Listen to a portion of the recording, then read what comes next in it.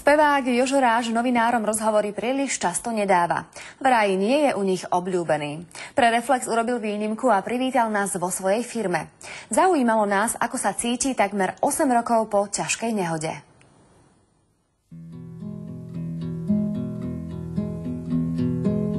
Ja som tú nehodu nezapričinila. Idem si pekne v pohode, v krásnom počasí zo štúdia na motorke, naraz tma. Zobudím sa za 2 mesiace v posteli polamaný a 2 roky som sa učil chodiť. 20. júna tohto roka to už bude 8 rokov, čo sa Jožo Ráž druhý raz narodil. Potom, čo mal nehodu na svojej motorke, mu lekári dávali ani nie 10% šancu na prežitie. Jožo však prežil. Takáto ťažká nehoda vám všeličo o živote prezradí. Aj o kamarátoch, to určite. No a tak ja som od toho 89.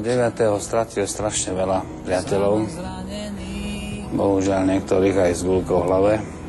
No a pri tej nehode sa ukázalo jedno, že kto za niečo stojí a kto nestojí.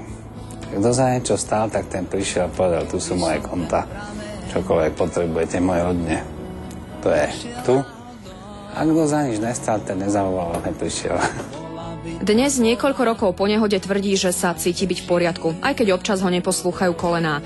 Vrátil sa do života, spieva a podniká. Na rovinu priznáva, že pozná dôvod, prečo sa mu toto nešťastie stalo, no nijako to nechce komentovať a ani nechce odpovedať na otázku, prečo. Ja viem, prečo sa mi to stalo, aj som to očakával, že sa to stane, takže s tým sa aj nájde robiť. Ja mám ťažko polamanú nohu, 5-ka operovanú a neviem čo, takže to je dosť zložité. Ja musím každý deň cvičiť, aby som vôbec chodil a tak ďalej. To zase nie je až také jednoduché. Na motorky nezanevrel, práve naopak. Dodnes sa na nich preháňa a napríklad jednu z najdlhších ulic v Bratislave, Bajkalskú, vraj prejde za 3 sekundy. Aj keď mu manželka po nehode zakázala kúpiť si motorku, neposlúchol ju. Na nehodu si nepamätám, nemá mať prečo strach, tvrdí. Ja som tzv. Schönwetterfahrer, že jazdím len keď je pekne a teplo. Lebo za mladí som jazdil aj keď bolo zima a není to bolo čo. Ja nejazdím s nejakými partiami, ja jazdím sám. To je proste väčšina ľudí rada chodí v partii na motorke, ja rád chodím sám, to je celé. K Jožovi Rážovi patrí hudba, whisky a cigara. Fajčí ho od 14 rokov. Nejako sa netají tým, že odjak živa bol samotár a spoločnosti sa vyhýbal. Možno preto ho len málo kedy vidieť na spoločenských akciách. No lebo ma tam otravujú ľudia.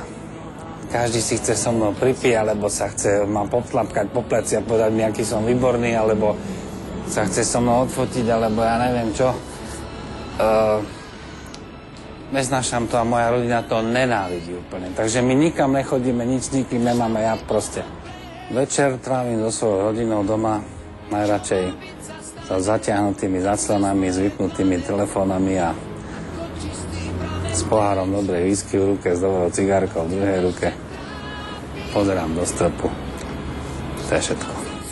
V poslednom období sa Jožo Ráž a skupina Elán prepierajú v bulvári kvôli tomu, že za koncert vraj požadujú nadpriemerný honorár.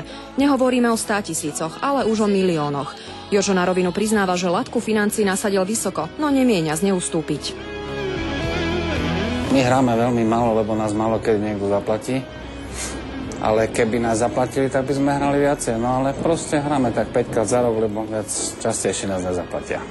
Ten koncert so svojou reklamnou kampaňou a so všetkým, čo tam má byť, to znamená od policajtov cez sestričky a všetky služby a všetko možné, stojí určité prachy, hlavne tá reklama je drahá.